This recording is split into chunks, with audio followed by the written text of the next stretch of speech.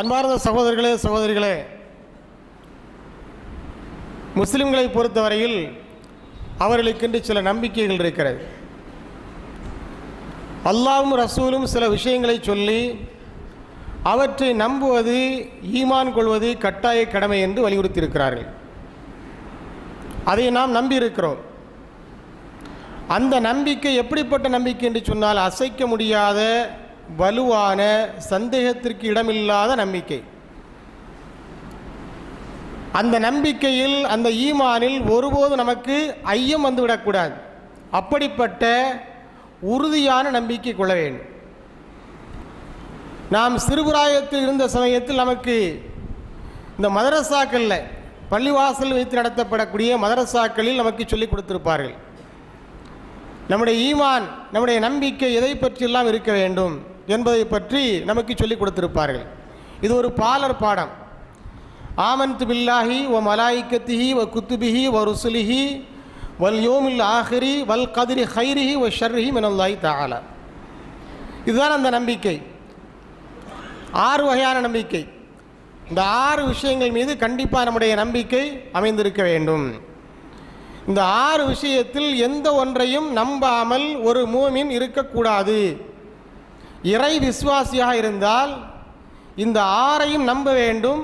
அந்த 6 மீது இருக்கக்கூடிய அந்த நம்பிக்கையும் அசைக்க முடியாத, உறுதியான, வலுவான நம்பிக்கையாக இருக்க வேண்டும். அல்லாஹ்வை நம்புவது, ஆமன்து பில்லாஹி வ மலாயிக்கத்திஹி, அவனுடைய வானவர்களை நம்புவது, வ குத்துபிஹி, அவனுடைய வேதங்களை நம்புவது, ருசுலிஹி, மேலும் அவனுடைய தூதர்களை நம்புவது, மேலும் மறுமை நாளை நம்புவது, அபில் யோமில் ஆஹிர், மறுமை நாள் இருக்கிறதா இல்லையா, அந்த மறுமை நாளை நம்புவது. அடுத்ததாக விதியை நம்புவது. நல்லது கெட்டது எல்லாமே அல்லாஹ்வுடைய நாட்டப்படி தான் நடைபெறுகிறது என்று விதியை நம்புவது. இவ்வாறு இந்த 6 வகையான நம்பிக்கை இருக்கிறது. இது இஸ்லாத்தினுடைய அடிப்படை நம்பிக்கை. இதில் நாம் இப்போது பேசக்கூடிய விஷயம் என்னவென்று சொன்னால், இந்த அல் யௌமில் ஆஹிர் என்று சொல்லப்படக்கூடிய மறுமை பற்றிய நம்பிக்கை.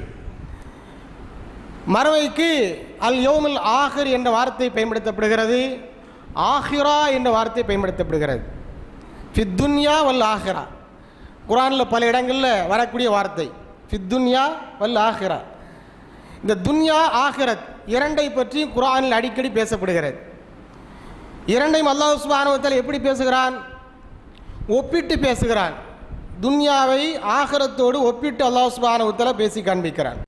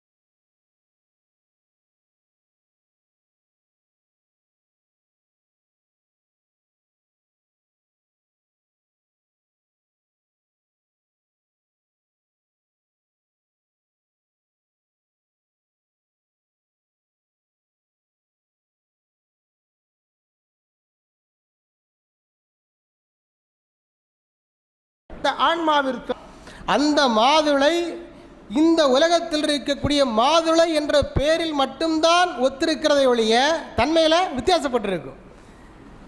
இந்த மாதுளை மாதிரி அந்த மாதுளை இருக்காது. இங்கே இருக்கிற திராட்சைப்பழம் மாதிரி அங்கே இருக்கிற திராட்சைப்பழம் இருக்காது. இங்கே இருக்கிற மது மாதிரி அங்குள்ள மது இருக்காது. ரெண்டுக்கு மத்தியில் நிறைய வித்தியாசங்கள் இருக்கிறது, நிறைய வேறுபாடுகள் இருக்கிறது. பேரில் மட்டும்தான் ஒற்றுமை, தன்மைகளில் வேறுபாடு இருக்கிறது என்று யார் சொல்கிறா? இப்னு அப்பாஸ் ரலியல்லாஹு அவர்கள் சொல்கிறார்கள். புரியுதா? அப்போ இந்த வேறுபாட்டை நாம் புரிந்து கொள்ள வேண்டும். இந்த வேறுபாடு குர்ஆனில் நமக்கு விளக்கி சொல்லப்பட்டிருக்கிறது. எந்தெந்த விஷயத்தில் வேறுபாடு என்று அல்லாஹ் சுப்ஹானஹு வ தஆலா குர்ஆனில் சொல்லி காமிக்கிறான். இந்த சொர்க்கத்தை பற்றி அல்லாஹ் குர்ஆனில் சொல்கிறான்ல, சொர்க்கத்தை பற்றி, இந்த சொர்க்கத்தை பற்றி சொல்லக்கூடிய இடங்களில் அல்லாஹ் அதிகமாக பயன்படுத்தக்கூடிய வார்த்தை எது?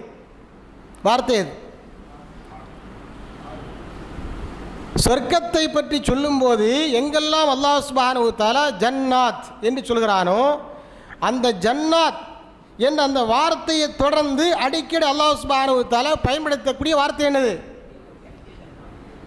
ஜன்னாத்து ஆதினின். என்னது? ஜன்னாத்து ஆதினின். அந்த ஆதின் அப்படிங்கிற ஒரு வார்த்தை. இரண்டாவது இன்னொரு வார்த்தை இருக்கிறது. என்ன வார்த்தை? ஹாலிதீன ஃபீஹா. எப்படிங்க? ஹாலிதீன ஃபீஹா. ஜன்னாத்து ஆதினின் ஹாலிதீன ஃபீஹா. இப்போ இந்த மாதிரி அல்லாஹ் சுப்ஹானஹு வ தஆலா குர்ஆனில் என்ன செய்றான்? அடிக்கடி சொல்லி காண்பிக்கிறான். ஜன்னாத்தின் தஜ்ரீ மின் தஹ்திஹல் அன்ஹார் என்று அடிக்கடி குர்ஆனில் வருகிறது. இந்த அதுனுக்கு என்னங்க அர்த்தம்? ஹாலிதீன ஃபீஹா. அதுனு இதுக்கெல்லாம் என்ன பொருள்? இதுக்கு என்ன அர்த்தம்? குர்ஆன் அடிக்கடி படிச்சிருக்கோமா இல்லையா? எத்தனை இடங்களில் இந்த வசனங்கள் இடம்பெறுகிறது குர்ஆனில், அடிக்கடி நாம் ஓதியும் இருக்கிறோம். இந்த அதுன் என்ற சொல்லுக்கும் ஹாலிதீன ஃபீஹா என்ற சொல்லுக்கும் என்ன பொருள்? என்ன பொருள் யாருக்கா தெரியுமா? என்ன பொருள்? இதுதான் நமக்கு மத்தியில் இருக்கிற வித்தியாசம். இதுதான் நமக்கு மத்தியில் இருக்கிற வித்தியாசம். அதாவது சஹாபா பெருமக்களுக்கு நமக்கு மத்தியில் இருக்கக்கூடிய வித்தியாசம் இதுதான். நாம் குர்ஆனை படிச்சுக்கிட்டே போவோம், ஆனால் அர்த்தம் தெரியாது. ஒரு சிலருக்கு தெரியும். இப்போ நிறைய பேர்கள், நிறைய சகோதரர்கள், படித்தவர்கள் எல்லாம் குர்ஆனை பொருள் வந்து படிக்க ஆரம்பித்திருக்கிறார்கள். அல்ஹம்துலில்லாஹ், பாராட்டுக்குரிய விஷயம்தான். ஆனால் சில குறைபாடுகள் இருக்கத்தான் செய்யும். ஆனால் அந்த குறைபாட்டை நாம் என்ன செய்யணும்? அது தொடர்ந்து வைக்கக்கூடாது, அதை நீக்கிக்கொள்ள வேண்டும். அதுன் என்று சொன்னால் நிரந்தரம் அப்படின்னு அர்த்தம். ஜன்னாத்து ஆதினின், அதுன்னு அர்த்தம் நிரந்தரம். ஹாலிதீன ஃபீஹான்னு அர்த்தம் அதிலே நிரந்தரமாக இருப்பார்கள். ஹாலிதீன ஃபீஹான்னா அதிலே நிரந்தரமாக இருப்பார்கள். இது அல்லாஹ் சுப்ஹானஹு வ தஆலா சொர்க்கத்தை பற்றி சொல்லும் போதெல்லாம் தொடர்ந்து சொல்லக்கூடிய வார்த்தை, அடிக்கடி குர்ஆனில் பயன்பாட்டில் இருக்கக்கூடிய ஒரு வார்த்தை. இந்த வார்த்தை அல்லாஹ் ஏன் திரும்ப திரும்ப சொல்கிறா? இந்த வார்த்தை குர்ஆன் முழுக்க திரும்ப திரும்ப சொல்லப்பட வேண்டிய அவசியம் என்ன அப்படின்னு சொன்னால், இந்த துன்யாவுக்கும் ஆகிரத்துக்குள்ள வேறுபாட்டை நாம் புரிந்து கொள்ள வேண்டும் என்பதற்காகத்தான், வேறு ஒன்றும் கிடையாது. ஏன்னு சொன்னால் அல்லாஹ் சுப்ஹானஹு வ தஆலா சொர்க்கத்தை பற்றி சொல்லும்போது நிரந்தரமான வாழ்க்கை என்று சொல்லி காண்பிக்கிறான். ஆனால் அது எங்கே கிடையாது? துன்யாவில் கிடையாது. துன்யாவில் எதுவுமே நிரந்தரம் கிடையாது. எதையாவது ஒன்றை குறிப்பிட்டு இது நிரந்தரம் அப்படின்னு சொல்ல முடியுமாங்க? ஏதாவது ஒன்றை குறிப்பிட்டு நம்ம உடம்பில் இருக்கக்கூடிய விஷயமாக இருந்தாலும் சரிதான், அல்லது நாம் அனுபவிக்கக்கூடிய பொருட்களாக இருந்தாலும் சரிதான், நாம் வசிக்கக்கூடிய இடமாக இருந்தாலும் சரிதான், நாம் பயன்படுத்தக்கூடிய சொத்து பணங்காசாக இருந்தாலும் சரிதான், எதையாவது ஒன்றை குறிப்பிட்டு இது நிரந்தரமானது என்று சொல்ல முடியுமா? ஒன்றுமே சொல்ல முடியாது. அப்படி உலகத்தில் ஒன்றுமே கிடையாது. அப்படின்னா இதே சொர்க்கமாக போயிருமே. சொர்க்கத்திற்கும் ஆகிரத்திற்கும் இந்த துன்யாக்குமத்தில் இருக்கக்கூடிய மிகப்பெரிய வேறுபாடு, மிகப்பெரிய எட்டி பிடிக்க முடியாத வேறுபாடு என்னவென்று சொன்னால், மறுமை வாழ்க்கை என்பது முடிவில்லாத, அழிவில்லாத, நிரந்தரமான வாழ்க்கை. ஆனால் உலக வாழ்க்கை என்பது லிமிட்டட், நாள் குறிக்கப்பட்ட, எல்லைகள் வரையறுக்கப்பட்ட, இது முடிந்து போகக்கூடிய நிரந்தரமில்லாத ஒரு வாழ்க்கை இந்த வாழ்க்கை. இந்த வித்தியாசத்தை நாம் புரிந்து கொள்ள வேண்டும். நமக்கு அல்லாஹ் எவ்வளோ தந்திருக்கிறான். நமக்கு பார்க்கக்கூடிய பார்வையை தந்திருக்கிறான், பேசக்கூடிய ஆற்றலை தந்திருக்கிறான், அது மாதிரி உடல் வலிமையை தந்திருக்கிறான், அழகை தந்திருக்கிறான். இந்த மாதிரி நிறைய நியாமத்துகள் அல்லாஹ் சுப்ஹான் நமக்கு தந்திருக்கிறான். இதில் ஏதாவது ஒன்று குறிப்பிட்டு நிரந்தரமானு சொல்ல முடியுமா? அழகு நிரந்தரமானதா? 40 வயசை தாண்டிட்டாலே கன்னத்தில் குழி விழ ஆரம்பிச்சிடும், கண்ணெல்லாம் உள்ளே போக ஆரம்பிச்சிடும், அப்படி தானே? முடியெல்லாம் நரைக்க ஆரம்பிச்சிடும். 60 வயசை தாண்டிட்டால் பல்லெல்லாம் ஆட்டம் காண ஆரம்பிச்சிடும். அவர் மட்டும் அடிக்க முடியாது, விதவிதமான ஐட்டங்கள் இருக்கும், சாப்பிட முடியாது. அவரை மட்டும் கிளவி மாதிரி இந்த அம்மிக்கல்லில் போட்டு என்ன செய்யணும், அதை பொடிச்சு தான் சாப்பிடணும். சில ஐட்டங்கள் இருக்குதா இல்லையா, அதை சாப்பிட்றதுக்கு நமக்கு விருப்பமாக இருக்கும், ஆனால் சாப்பிட முடியாது, பல்லை கொண்டு கடிக்க முடியாது, பல்ல ஆட்டம் கொண்டு போயிடுது. அப்போ குறிப்பிட்ட ஒரு ஏஜை தாண்டும் போது எல்லாவற்றையும் நாம் இழந்து விடுகிறோம். இளமை போய்விடுகிறது, ஆரோக்கியம் போய்விடுகிறது, உறுதி போய்விடுகிறது. ஒரு 40 வயசில் செய்யக்கூடிய வேலையை ஒரு 60 வயசில் செய்ய முடியுமா? 60 வயசில் செய்யக்கூடிய வேலையை ஒரு 70 வயசில் செய்ய முடியுமா? ஒரு டீனேஜ் பையன் செய்யக்கூடிய ஓடுற ஓட்டத்தை ஒரு 40 வயசில் 60 வயசில் இருக்கக்கூடிய செய்ய முடியுமா? ஓட முடியுமா? முடியாது. காரணம் என்ன? அதற்கு நிரந்தரத்தன்மை என்பது கிடையாது. அல்லாஹ் நமக்கு வழங்கியிருக்கக்கூடிய உடல் பலமாக இருந்தாலும், அழகாக இருந்தாலும், ஆரோக்கியமாக இருந்தாலும், பேச்சாக இருந்தாலும், பார்வையாக இருந்தாலும் எதற்குமே நிரந்தரம் என்ற பேச்சுக்கே இடம் கிடையாது. 40 வயசை தாண்டினா கண்ணாடி போட வேண்டியிருக்கு, அப்படிதானே? தூர பார்வை, கிட்ட பார்வை அப்படின்னு பார்வையை ரெண்டாக பிரித்து, ஓ பார்வை 2 இருக்கோ அப்படிங்கிறது எப்போ தான் தெரியுது? 40 வயசை தாண்டும் தான் தெரியுது. அது வரைக்கும் அல்லாஹ் சுப்ஹானஹு வ தஆலா இந்த லென்ஸை எப்படி வச்சிருக்கிறான் அப்படிங்கிற லென்ஸினுடைய சிறப்பே தெரியவில்லை. இந்த கண்ணில் அல்லாஹ் வச்சிருக்கிற லென்ஸு இயற்கையான லென்ஸு, அந்த லென்ஸினுடைய சிறப்பு என்னங்கிற அது வரைக்கும் தெரிய மாட்டேங்குது. கிட்டத்தில் ஒரு பொருள் இருந்தால் அதை பார்க்குறதுக்கு ஏற்ற மாதிரி அந்த லென்ஸு மாறி கொடுக்குது, தூரத்தில் ஒரு பொருள் இருந்தால் அதை பார்க்குறதுக்கு ஏற்ற மாதிரி அந்த லென்ஸு மாறி கொடுக்குது. ஆனால் இப்படி மாறி கொடுக்குது அப்படிங்கிற விஷயமே நமக்கு எப்போ தான் தெரிய வருது? கண்ணு பார்வை மங்கி கண்ணாடி போடுறவா இல்லையா, அப்போ தான் தெரிய வருது. அப்போ அல்லாஹ் சுப்ஹானஹு வ தஆலா எல்லாவற்றையுமே அழியக்கூடியதாக மாறும் தன்மை கொண்டதாகத்தான் மாற்றியிருக்கிறான். எதுவுமே நிரந்தரம் கிடையாது. சரி, நம்ம மனைவி நிரந்தரமா? நமக்கு மனைவி இருக்கால்ல, மனைவி நிரந்தரமா? கணவன் நிரந்தரமா? நாம் பெற்று வச்சிருக்கிற பிள்ளைகள், இந்த பிள்ளைகள் நிரந்தரமா? கடைசி வரைக்கும் இருப்பாங்கன்னு சொல்ல முடியுமா? அல்லது நாம் சேர்த்து வச்சிருக்கிற சொத்துக்கள், சுகங்கள், வீடுகள், பங்களாக்கள், கார்கள் என்று இதெல்லாம் நிரந்தரமா? எதுவுமே நிரந்தரம் கிடையாது. ஒரு புயல் காற்றுக்கு நிற்காது எதுவுமே. எந்த தோப்பாக இருந்தாலும், பங்களாவாக இருந்தாலும், காராக இருந்தாலும் ஒரு புயல் காற்றுக்கு நிற்காது. ஒரு பூகம்பத்தை தாங்க முடியாது. அந்த அளவிற்கு இத்தனை பலவீனங்கள் உள்ளுக்குள்ளே அல்லாஹ் சுப்ஹானஹு வ தஆலா வைத்திருக்கிறார். அவ்வளவு பலவீனங்கள் உள்ளுக்குள்ளே இருக்கிறது. இப்போ எல்லாமே அழிந்து விடக்கூடியவை. இதற்கு வாரண்டியும் கிடையாது, கேரண்டியும் கிடையாது. இதெல்லாம் சும்மா பொய். வாரண்டி கேரண்டி எதுக்குங்க? கேரண்டி இளமைக்கு கேரண்டி இருக்கா? இளமைக்கு கேரண்டி இருக்கா? ஆரோக்கியத்துக்கு வாரண்டி இருக்கா? ஒன்றுக்கு வாரண்டியும் கிடையாது, கேரண்டியும் கிடையாது. மொத்தத்தில் லைசன்ஸே கிடையாது. அந்த மாதிரிப்பட்ட ஒரு வாழ்க்கை, ஒரு நிலையில்லாத, உத்தரவாதம் இல்லாத ஒரு வாழ்க்கையை வச்சுக்கிட்டு தான் பீத்திக்கிட்டு திரியுதோம், அப்படிதானே?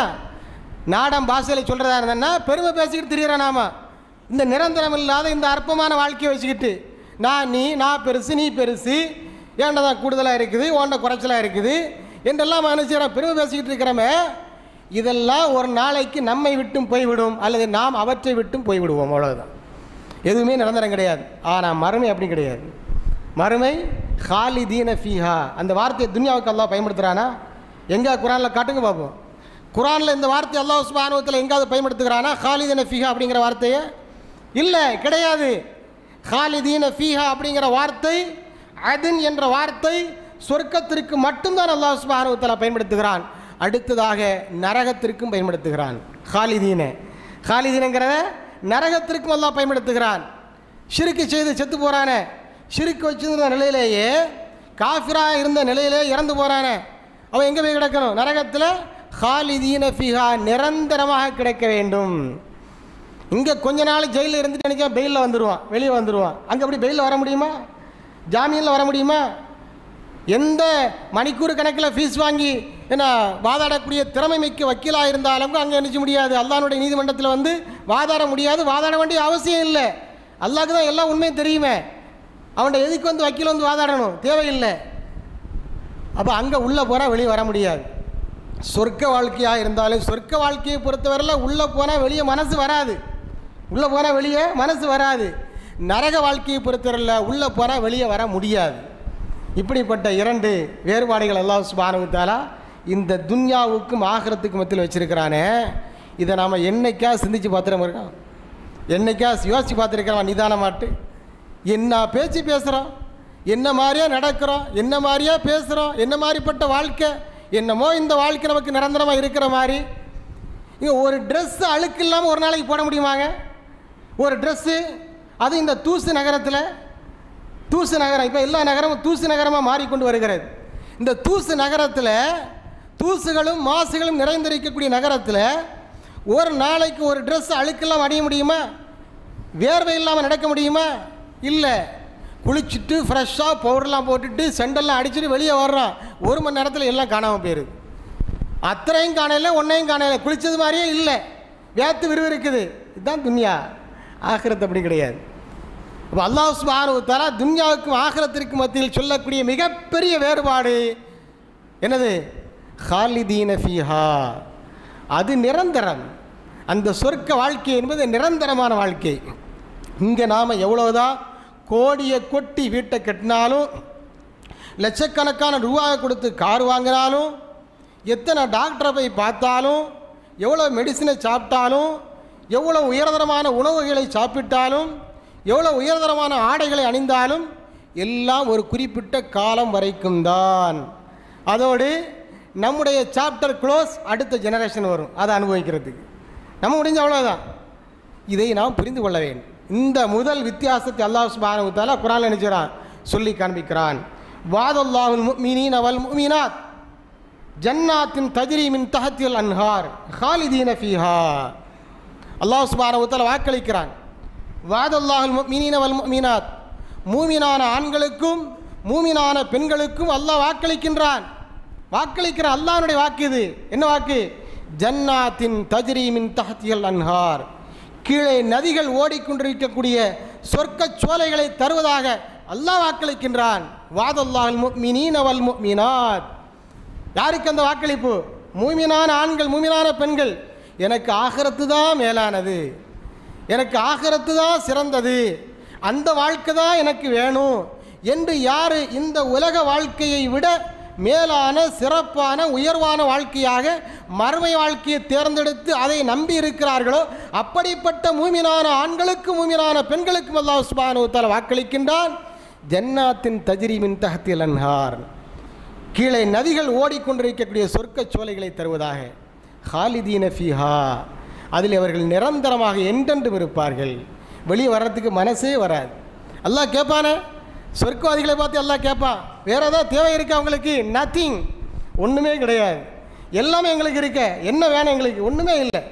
யா அல்லாஹ் எங்களுக்கு நல்ல நிலையில் தான் வச்சிருக்கிற, நீ எங்களுக்கு தேவையான எல்லாவற்றையும் தந்திருக்கிறாய். அப்படிப்பட்ட சொகுசான ஒய்யாரமான ஈடு இணையற்ற முடிவில்லாத நிரந்தரமான வாழ்க்கை தான் மறுமை வாழ்க்கை. ஆனால் இந்த உலக வாழ்க்கை இருக்கிறது, இந்த உலக வாழ்க்கை நிரந்தரம் இல்லாத, முடிந்துவிடக்கூடிய, அழிந்துவிடக்கூடிய வாழ்க்கை. என்றாவது ஒரு நாள் நம்முடைய இளமை, நம்முடைய ஆரோக்கியம், நம்முடைய உடல் பலம் எல்லாமே நம்மை விட்டும் காணாமல் போய்விடும். என்றாவது ஒரு நாள் நம்முடைய மனைவி, நம்முடைய கணவன், நம்முடைய பிள்ளைகள், நாம் சேர்த்து வைத்திருக்கிற சொத்துக்கள், சுகங்கள், செல்வங்கள் எல்லாமே காணாமல் போய்விடும். இதுதான் இந்த உலக வாழ்க்கை. அதை நாம் புரிந்து கொள்ள வேண்டும். இந்த வித்தியாசத்தை அல்லாஹ் சுப்ஹானஹு நமக்கு சொல்லித் தருகிறான். இன்னும் நிறைய வித்தியாசங்கள் இருக்கிறது. அந்த வித்தியாசங்களை எல்லாம் இன்ஷா அல்லாஹ் வரக்கூடிய வாரங்களில் நம்ம ஒவ்வொன்றா பார்க்க போகிறோம். எத்தனை வித்தியாசங்கள் இருக்கிறது இந்த உலக வாழ்க்கைக்கும் மறுமை வாழ்க்கைக்கும். இது 6 வித்தியாச சமாச்சாரம் கிடையாது. இது 2 படத்தை போட்டு 6 வித்தியாசம் சொல்லுங்கன்னு சொல்லுவாங்க, அந்த சமாச்சாரம் கிடையாது இது. இந்த வித்தியாசத்தை எல்லாரும் தெரிந்தே தீர வேண்டும். தெரிந்து அந்த மறுமை வாழ்க்கையை தேர்வு செய்ய வேண்டும். தெரியாமல் தேர்ந்தெடுக்கக்கூடாது. ஆலிம்சா சொன்னார், அவர் சொன்னார், இவர் சொன்னார் அப்படிங்கிறதுக்காண்டி மறுமையை நம்பக்கூடாது. தெரிந்து நம்ப வேண்டும். இந்த வாழ்க்கை தான் மேலானது, இது செத்து போகிற வாழ்க்கை. இன்ன தாரல் ஆகிரத்த லஹியல் ஹயவான், அல்லாஹ் சுப்ஹானஹு வ தஆலா மறுமையை பற்றி சொல்லி காண்பிக்கிறான். இந்த ஆகிரத்து வாழ்க்கை இருக்கிறதே லஹியல் ஹயவான். ஹயவான் அப்படின்னா அர்த்தம் உயிருள்ள வாழ்க்கை. ஆகிரத்து வாழ்க்கை உயிருள்ள உயிரோட்டமான வாழ்க்கை. அப்படின்னா இந்த வாழ்க்கை செத்த வாழ்க்கை. இது செத்து போகிற வாழ்க்கை. உத்தரவாதம் சொல்ல முடியுமா?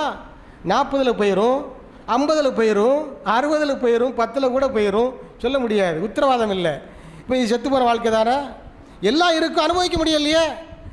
எல்லாம் இருக்குது, அனுபவிக்க முடியல.